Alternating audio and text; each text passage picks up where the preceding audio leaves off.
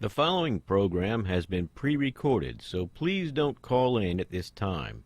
If you wish to participate in the program, tune in at 5 p.m. every Wednesday for A Pause for Thought on Baton Rouge Community Radio.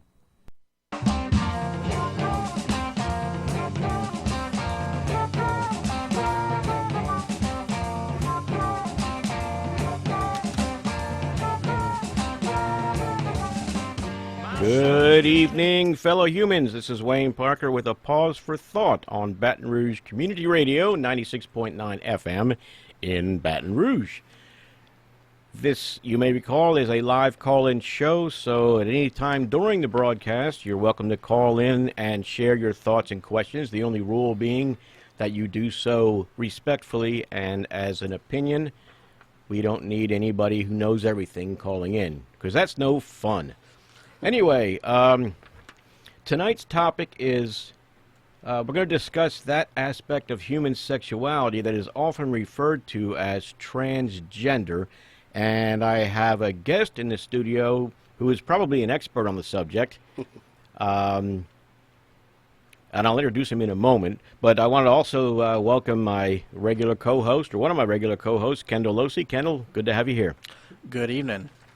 Okay, just for some background here, I'd like to read some quotes that I found a long time back when I was doing a little bit of research on human sexuality. This first one is from a college textbook titled Understanding Human Sexuality by Janet Shively Hyde and John D. DeLamitter. Actually, I correct myself, this isn't a quote, it's my summation of what I read from them. But they stated that biological, neurological, psychological, and sociological factors, as well as the varying degrees of interaction between each, are just some of the factors that determine human gender and sexuality. And notice they made the distinction between gender and sexuality.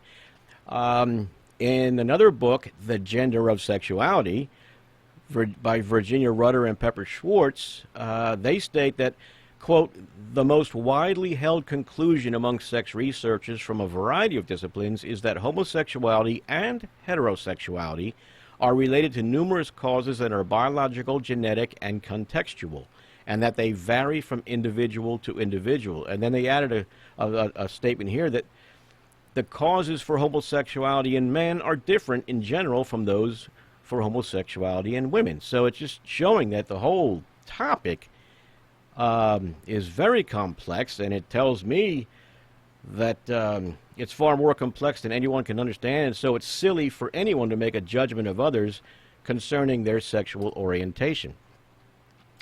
So anyway, on to our guest tonight. Murphy has joined us to answer some questions. Murphy, could you tell us a little bit about yourself? Anything you wish? Sure. Thanks for having me. My pleasure. Again, my name is Murphy. I am a transgender man. I was assigned female at birth, and I have socially and medically transitioned to male. Cool. So to say that I'm an expert in that, yeah, pretty much. Okay. I lived yes. it. Yes, and you've also told me before you are only an expert on yourself as much as any of us can be experts on ourselves, right? Absolutely. The thing about trans people is, we come from all walks of life. This isn't like a regional thing. Trans people live everywhere, and our experiences are as diverse as cisgender people. And we'll go over some definitions, I'm sure. Good. Cisgender basically means not trans. So cis is the opposite of trans. So cis is one or the other? Or cis actually, literally means same. Okay. Trans means, meaning crossing. that you're... Okay. So a cisgender person is somebody who, when they were born, they were assigned a gender and they identify with that gender. Transgender is somebody who was assigned a gender and identifies as a different gender than they were assigned at birth. And identity is different from sexuality, right? In that there can be homosexual men that like to be the passive, partner or whatever, the receiver, and women who are the same way. But so But that's different from identifying. They still identify themselves as men or Absolutely. women, but Yeah, I they mean, also, okay, right. Sexual orientation and gender identity are two completely separate right. things. And, one of the things that I like to tell people, it's very simple, is that gender identity or sexual orientation is who you go to bed with, and gender identity is who you go to bed as. Yeah, cool. So gender identity is who you are. Sexual orientation is who you're attracted to. Two separate things. I'd quibble with one thing. Your sexual identity is part of who you are. What do you mean?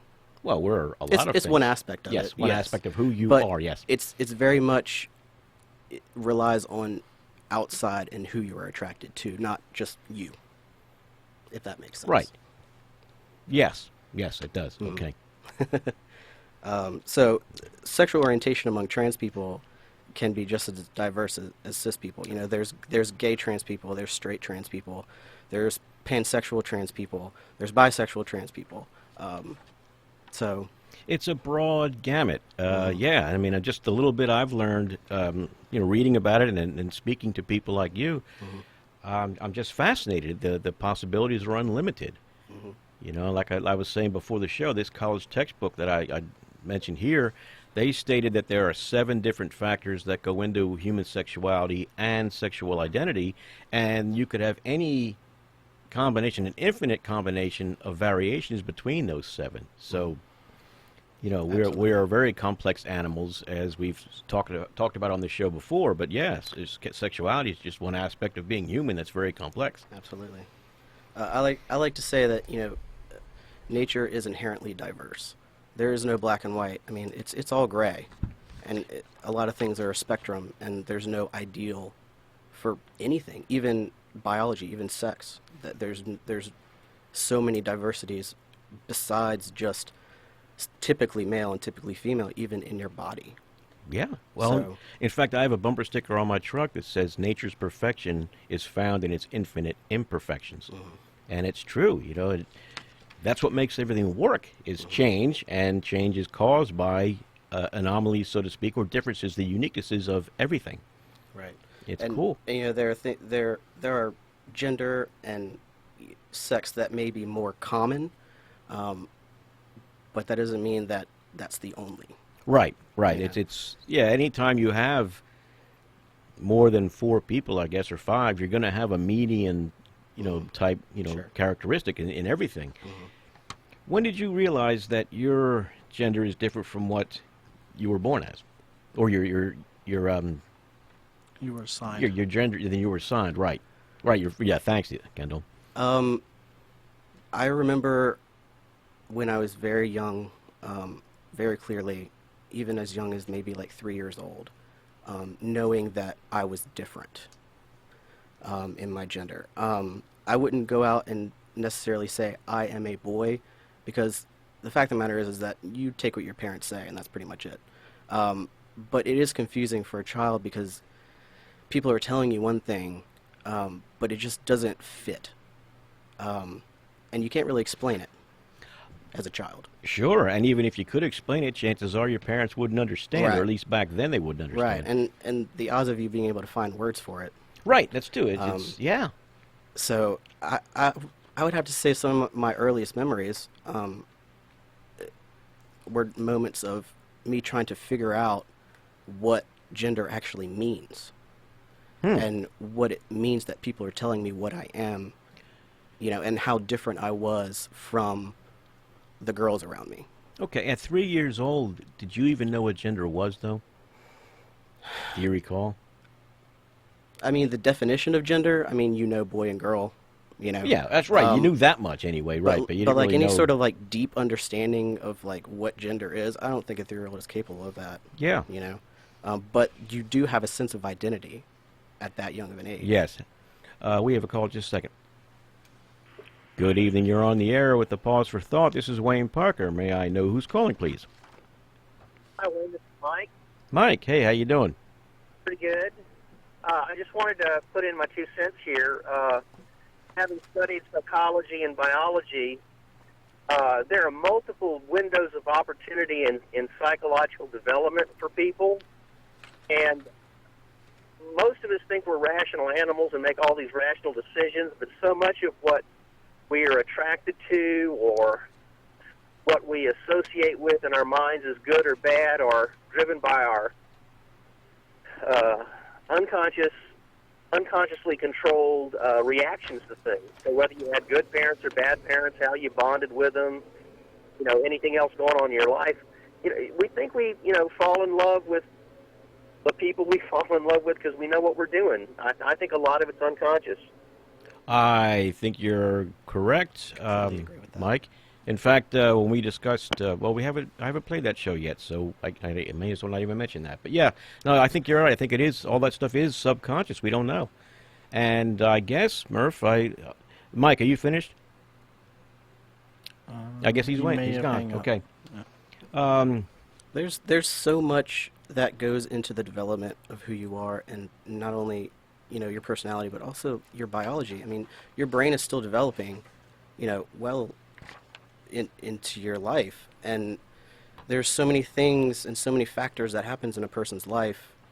So the aspect of diversity is infinite. Yeah. You know. I want to go back to what you were saying before about your childhood, though, Murph, Mhm. because I had a question that I was hoping to get to later on, and since you touched on it, I've heard stories, and you've basically confirmed things for me, but I think we've all read or heard about some of the stories. I know Rolling Stone magazine did an article on it about children as young as 2 insisting that they wanted, little boys or kids who were born or classified as boys wanted to do girl things and wear girl stuff and play with girls' toys, and vice versa with the other gender. Man, I'm gonna get it wrong. I know It's hard to keep straight. I Like I told you understand. before, if I say anything stupid or insulting, it's all innocent, just out of ignorance. But yeah, and I just couldn't fathom that. It's like, how can a 2-year-old know that she's a girl Comes his nature. or a boy? When they're told otherwise, and they must. I guess they just know it. Subconscious nature. Yeah. I mean, I would assume that cis people, now, I can't speak for you guys, obviously, but when you're young, you don't have to have people tell you that you're a boy. I mean, it's pretty much an understood deep identity that you probably understand, I would assume.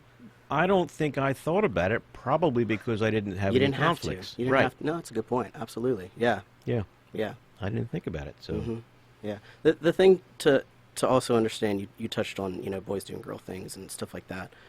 There is a difference, between gender identity and gender expression. And by that, I mean, the way a boy and girl should, quote, act, or the things that they should play with or what have you is guided by social factors, and society changes all the time. You look back, even like 70 years ago, and boys were wearing frocks until they were like 7 years old, and they looked like little girls. Yeah. And that was socially acceptable and expected. boys wore dresses even farther back. I Mhm, mean, absolutely, yeah. yeah. So gender expression is how you express yourself. It's not your innate identity. So like, if and I hate to use you as an example, but we're friends, so we can do this. course. If I were to put you in a dress, Mm-hmm. your gender would still be the same. You would still be male. You'd just be a male in a dress. You would be expressing more femininely. Okay. Maybe not in your actions, but in the way that you're dressed. And so that's the difference between, say, expression and your identity. So you're still male, but you're just dressed as in a female clothing. Mm-hmm. It doesn't change your gender. So it doesn't matter how you express yourself or what you're wearing. You are the gender that you are. So. Okay. Yeah, and I apologize for checking my text there because I always worry when someone texts me on the air that Something's they're going not on. Yeah, there's something. Yeah, they're hearing something going on or whatever. But okay, Kendall, do you want to jump in with anything here? Well, let's jump to. I wanted to see what kind of advice you would have for somebody. You mean for Murph, right? You want to know what Murph's advice would be? Yeah, what your advice would be for children. What advice would you give to a child or teenager whose gender might be different from what they were assigned at birth? That's an extremely good question. When I was growing up, I didn't have anyone around me that had any sort of different sexual development or any sort of uncommon gender identity or even gay. I didn't even have anybody around me. I grew up very religious and very conservative and very sheltered. So it's hard for me to even think about that because I didn't come out until I was well as an adult. I was, I think, 24, 25-ish. But I would say for children, find friends. Because this generation, I sound like an old guy, but all the teenagers and younger people that I talk to, for a lot of people, this is a non-issue. Even cis straight people, it's so much more accepted now. That fascinates me, yes. That fascinates me. You know what? Your friends, surround yourself by people that support you.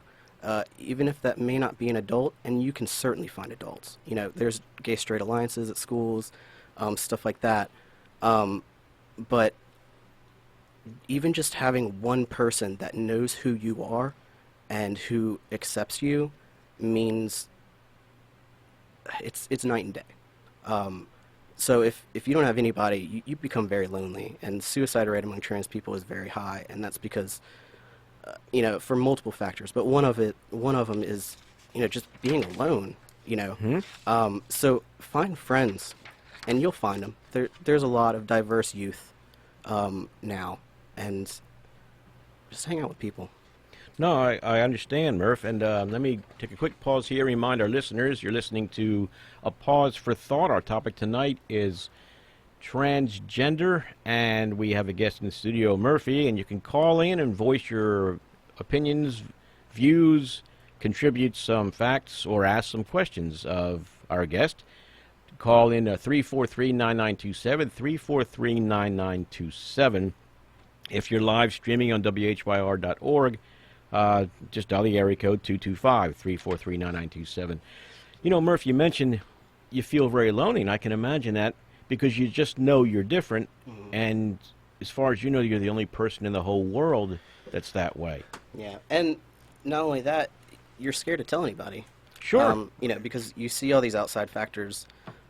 You read things online, and don't read the comments, y'all. Don't read the comments on articles. Just don't do that. Yeah. Oh, goodness, on no. anything. Yeah. Goodness, yeah. But to go back to it, there's a lot of resources online. So if you have access to a computer, you can find people to talk to. There's a trans lifeline.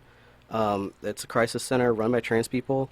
They're literally called Trans Lifeline, so you can Google them and call them if you're ever having an issue. But there's a lot of organizations online where you can connect with other people. Yes. But surround yourself with people who understand you. Right. And, you mentioned the loneliness and the isolation and all that, and the high suicide rates that result. Homosexual adolescents suffer the same thing.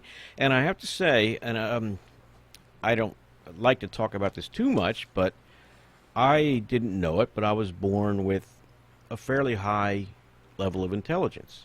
I learned many, many years later that my third grade teacher had noticed it. And as I recall, she was always giving me assignments that really I thought were way outside the norm of what other kids had to do. But I did them, And I felt isolated. And I read an article about 20 years ago that stated that the suicide rate for people who are higher than average IQs is also high precisely for that reason. I grew up thinking there was something wrong with me because I always saw things differently from everybody else around me. And it's funny now, it just dawned on me. You had mentioned how, encouraging kids to find friends.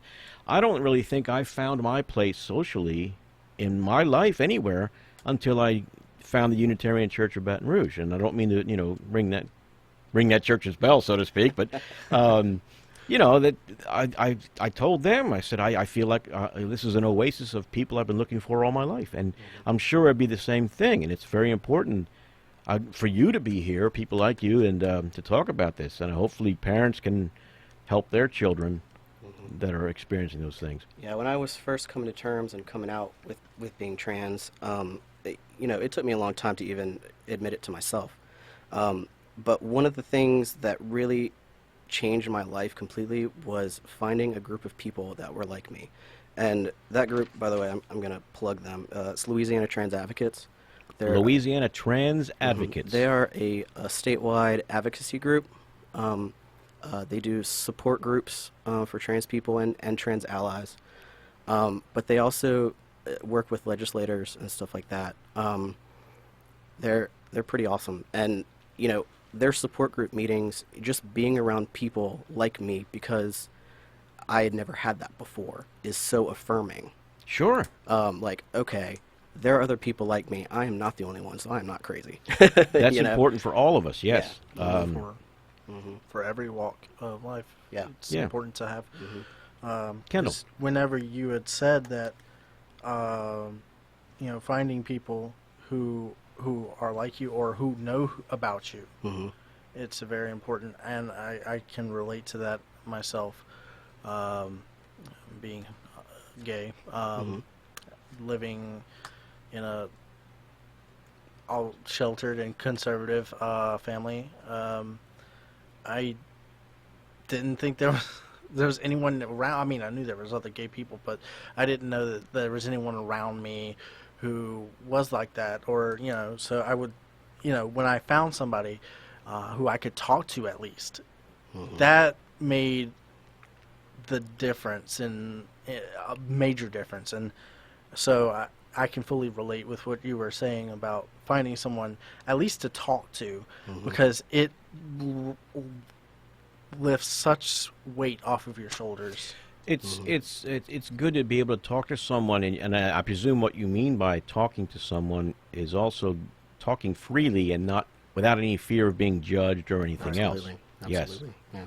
Because a lot of times, you bottle stuff in and you just ruminate on things, and sometimes just saying things out loud can mean it's No night doubt. and day. It's night and day. No doubt. Even yes. if that other person doesn't fully understand, just the fact that you are speaking it out loud can mean so much. Good. Yes, I totally agree. Kendall, you had some more questions, or you want to? Sure. If, say, you were a parent, say as a parent is listening, and they say that their child tells them they might be or are transgender, how would they go about being supportive towards that child? A lot of the trauma that I remember as a child is the insignificant things that people tried to push on me, and by insignificant I mean a T-shirt that I would wear, or a toy that I wanted to play with, or who I wanted to play with. I remember in 6th grade, I was sent to the principal's office for playing dodgeball with the boys because it was, quote, dangerous. Little things like that, and it happens all the time where people are like, you shouldn't be doing that, you shouldn't be doing that, when really, what does a toy matter? What does a T-shirt matter? Those little things add up, and you start to think about everything that you're doing. Sure, the message you get from a very early age is there's something wrong with you. There's something wrong with you. It's scrutiny, Yes. basically. Well, and here again- Constant scrutiny. Well, and people, nature, people mostly, but even animals, well, we're animals, but anyhow, something that's different, something that stands out from the norm, I've found that human beings, at least Americans, resent that. I mean, a lot of people resent motorcyclists precisely because they're doing something that they're afraid to do or don't want to do. Or they just don't understand. Well, they don't understand, right. Yeah. Why would somebody want to do something that, they can get injured doing, But even beyond, that insignificant things, it's not insignificant to them. But No, it's in the grand scheme of cumulative, too. things, a toy is insignificant. So don't harp on that stuff. Oh, Two, sorry, yes. I'm I would giving say. advice to parents here. Two, I would say educate yourself on what it means to be trans. It could very well that they may not be trans, or they could be trans. You don't know, and only they know. But educate yourself on the subject so you know what it actually means that they're saying. There's a lot of resources online. There's a lot of other parents online. There's a couple groups: Transgender Youth Family Allies, Trans Youth Equality Foundation. Those are 2 resources that parents can go to. PFLAG is Yes. another one. Very trans friendly. But surround yourself and talk to other parents. who have trans or gender nonconforming children. But most of it is just to be there and to be supportive of the things that they want to do or whatever. I mean, obviously, don't let them hurt themselves, but because it's hard to be young and trans. So Okay, we have another call here. Let me go ahead and grab this. Good evening. You're on the air with a pause for thought. May I ask who's calling, please? Yes, sir. My name is Rebecca. Hey, Rebecca. What you got? Hi, how are you? Well, I don't know if I'm actually on the air right this second. You are. You are. Okay. Oh, okay. I have a question for the guest, and I missed the first part of it, so forgive me if Go you ahead. are repeating yourself. Let me just preface this by saying I'm always been open-minded, not judgmental when it comes to sexual orientation, anything like that. I mean, history's proven a lot of things that are, not the norm, quote unquote, have changed over time. I mean, unless you were white, Protestant male, heterosexual, you were different. Yep, that's a and fact. that is, obviously has been, over time. That's not the case in most cases. Not the case anymore, thank God. But my question is, as a mom, and of course we've all heard in the news recently with transgender being more accepted in society and mainstream, but most recently with the Target news, the bathrooms, the unisex bathrooms, and all the most of the comments that I see online, which I know better than to read those too, but I still do.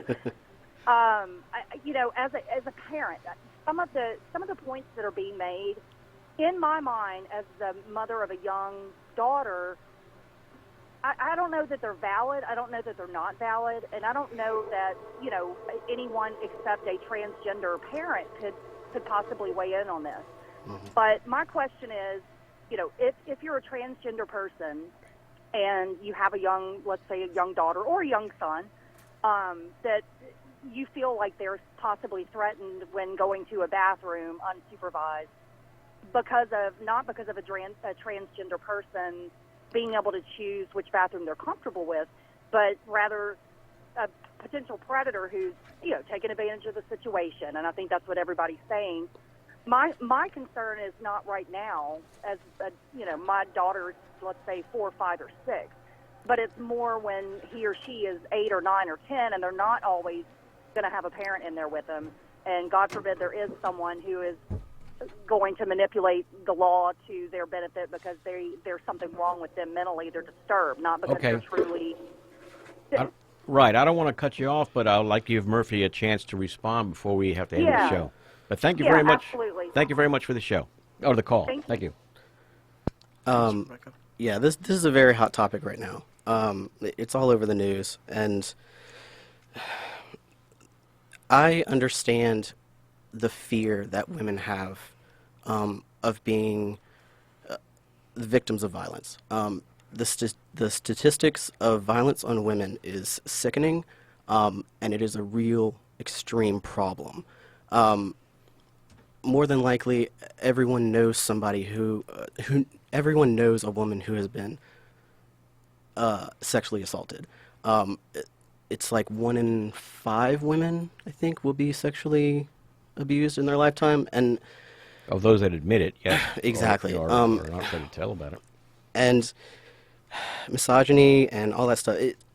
Women, they have a hard life, and I get it, and I get the fear of being abused or physical violence or what have you.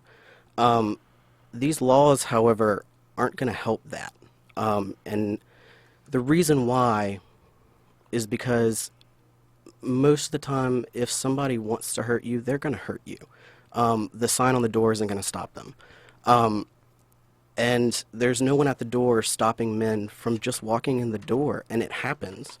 And the other flip side that I think people quite aren't thinking this through is that trans men, so somebody like me, who the gender on my birth was female, will now be sharing the bathroom with you. For all intents and purposes, I look indistinguishable from cisgender men. But with these laws, I would be legally obligated to share a bathroom with you. So if you were to think about it, these laws almost make it easier for men to have access to you because now they don't have to dress up. Yeah, good point. You have no idea, what gender that person, was assigned at birth. So now someone who looks like me is now legally obligated to be in the bathroom with you. That doesn't help women feel safe. Right. Murphy, we got to stop here. I sure appreciate you coming in and asking and answering our questions and teaching us a few things. As usual, there's not enough time to get everything done. Thank those who called for calling, and I thank you all for listening. You've been listening to Wayne Parker with a pause for thought on Baton Rouge Community Radio, 96.9 FM in Baton Rouge, and you guys all have a great night.